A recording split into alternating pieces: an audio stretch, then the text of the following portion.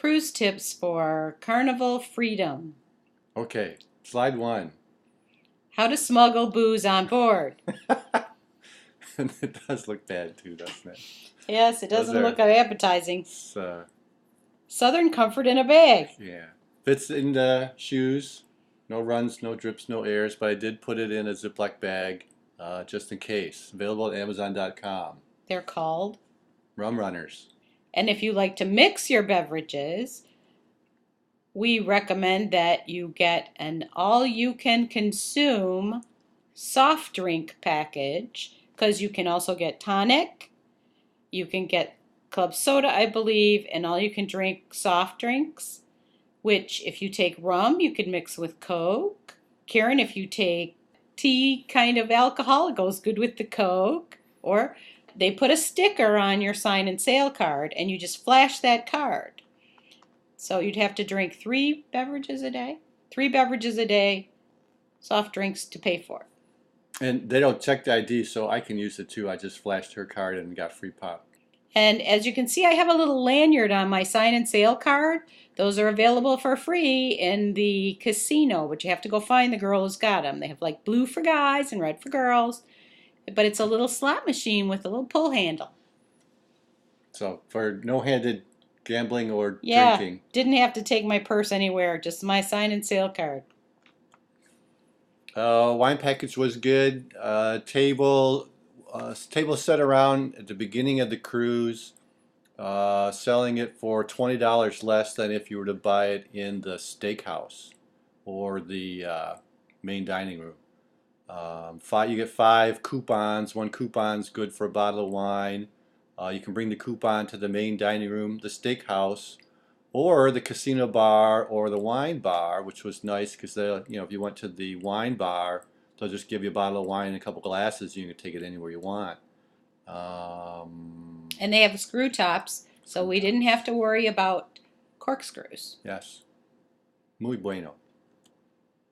Speaking of dining room, I was waitlisted for the anytime dining, and they still were unable to accommodate my preferred seating time, so they stuck us at the 8:15, which got to be pretty late. But they must reject a lot of people because they've got these nice pre-printed cards to say no. This is Key West. If you dock on the left pier, which is the good pier, you get off and you're basically right where the red building is. If you draw the short straw and the ship docks on the right side, you have to take a shuttle that goes all the way around, get you back into town, which is Mallory Square, where the red building is. Not too big of a deal, but it adds another little Travel shuttle time. ride. We took the 1-hour Key West, they called it the Conch train, runs you around town, see famous things like the Hemingway House and some characters around town. This is a key lime pie place, and the guy always dresses up and runs out to meet the trams and is known for never smiling. And he has green shoes. I don't know. Key limes are green. Yeah, okay. So then of course, you work your way down south. This is the southernmost beach, the southernmost hotel, and of course the southernmost point marker, which you have to have your picture taken next to. Basically, your route is you go into town and go to the right down Duval Street all the way to the end, and then about a block over is the southernmost point marker. You'll see all that if you take the 1-hour tour, which I think was worth it for an hour. Right, and you don't get off. It just runs you by the attractions, gives you some history of some spots, and then brings you back, and then you have on your own to walk wherever you want to go. And the guy's got a lot of useless trivia and some bad jokes. Of course, you got to stop and get the Hog's Breath beer at the world famous Hog's Breath bar. We also have the original Jimmy Buffett Margaritaville if you're into that. If you missed that, the other 2 islands have Margaritavilles too. So we did stop at Willie T's. They had really good 2 for $12 key lime mojitos. The conch chowder was also very good. They also allow women here too. Some of the bars prefer not to have women. My first one that I picked had the no women sign. Had the no women on the Bourbon Street. patio Yeah. sign. I went to the website later. Yow. The Bourbon Street, yeah. So on your way out of town, on the boat, don't forget to see the sunset out of Key West. Gail's Lucky Slot Machine, the Lucky Sevens, located right next to the casino bar. Paid out very well. Too bad it was only in pennies. Yeah, I guess dollars would be better. I still won over $100, so I was happy. Yeah. Then we're into Grand Cayman, which is basically one long street of t-shirts, jewelry stores, bars, whatnot. There, Margaritaville has an outdoor water slide, and it was huge. It was a pretty loud It's party upstairs. place. It was upstairs. Yeah, it's big. When you first get there, you'll run basically right past this building, one of the many duty frees, but it has like a duty free half and a non-duty free half. Like a fifth of Captain's was like $10 on the duty free side, but you can't drink it. They put it on the ship and they give it to you at the end. If you want to drink it there, I think I saw a liter. It was like $40 for a liter at Captain's, but they have a selection, decent selection of the smaller little, like pint size little bottles for 10, 12, $14 if you just had to have something to walk around town in. This is Jamaica in 1998, the last time we were there. The right-hand side of the street, mostly trees and grass. Now they built it up. There's a kind of a cheesy strip mall. The first one you come to, t-shirts, cheap booze, whatnot, and then you get to the back, and there's a relatively new area with their Margaritaville and newer shops selling t-shirts, jewelry. And watch out for the pushy cab guys. They're all want to give you a ride. Yeah, I'll give you a ride to somewhere else because there's really not a lot to walk. We went to the walk to the end of the street and turned around and came back. Just a lot of t-shirt, jewelry stores, and pushy cab drivers. And a few locals trying to sell you inexpensive goods, but it seems like they're not allowed to come up on the sidewalk area and approach you right in that zone. They stand off to the side and ask if you want to buy a necklace for $1. Or like that reminds me of that scene in Airplane where he's fighting his way through all of the people begging for stuff in there.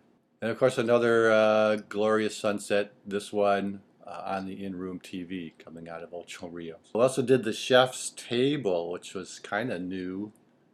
Fairly new dining experience for up to 12 people.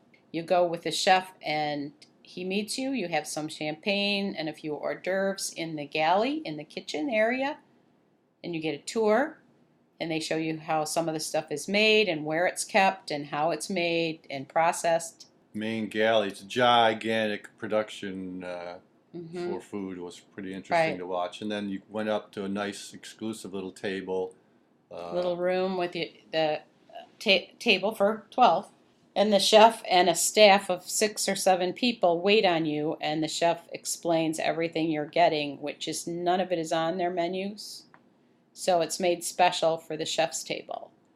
Lots of cool sauces, lots of interesting treatments to some of the food and how it's made. There are like vegetable leathers, like fruit leathers. Was a lot of fun. Just you can ask the chef all kinds of questions. It comes with wine, both red and white. We had more than enough food. We probably had 2 dinners worth of food. And they just keep pouring the red and white all night long. I don't know if you can get mixed drinks, but it did include Wine. wine. Also, they take your picture, and the women get a cookbook at the end signed by the chef. And $75 for that per person, $25 cancellation fee. And we opted for changing one of our steakhouse nights at $30 per person to do the chef's table at $75 per person. And it was well worth the additional cost. Yeah, I think it must have been Wednesday night. Thursday is the past guest party. Free drinks for about an hour.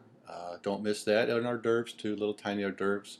We sat in the road near the back that had like a little tiled walkway, and the staff seemed to prefer walking up and down that as opposed to working their way in between all the other rows. So they seemed to come by more frequently. I'm just saying. Mm-hmm. This lady's sunburn matched the upholstery, so don't forget to wear your sunscreen. And if you end up on stage doing the trivia, the answer to the first ship that had the big whale tail is the Holiday. I lost out on that one. Friday, more free drinks at the farewell party for an hour. Big variety of drinks. You don't have to drink them all, but some people tried. And we also had some lady in front of us lost it in her hat, cowboy hat, and then dumped it on the guy next to him, so that was nice. Just another tip, if you go to the Sun King on Friday night, the last night, you miss your opportunity to give To tip your maitre d'. This is basically the tip pays for the Sun King restaurant in my mind. Cheap, yeah. I'm just saying. So on the last day, we were on deck 8, and if you take the self-schlep luggage option, you can get out of there depending on your floor. They called us at 7:10. We didn't really go until about 7:30, but we did beat the rush of people that took option 2, where you tag your luggage. They take it all downstairs the night before, and then you have to go find it and get it out. But I mean, we walked right off. There was no line. Breezed through customs, jumped in a cab, and what was the cab? Was $15. Yeah. And we were at the airport. That's with tip. At the airport just after 8. Early enough, actually, we were able to change our flight from 3 o'clock to 11:30. Saved sitting 3.5 hours in an airport that has basically a newsstand and a candy store. And limited seating. Yeah. So it was worth the $50 a person to change the tickets. So that's it. We hope these tips help.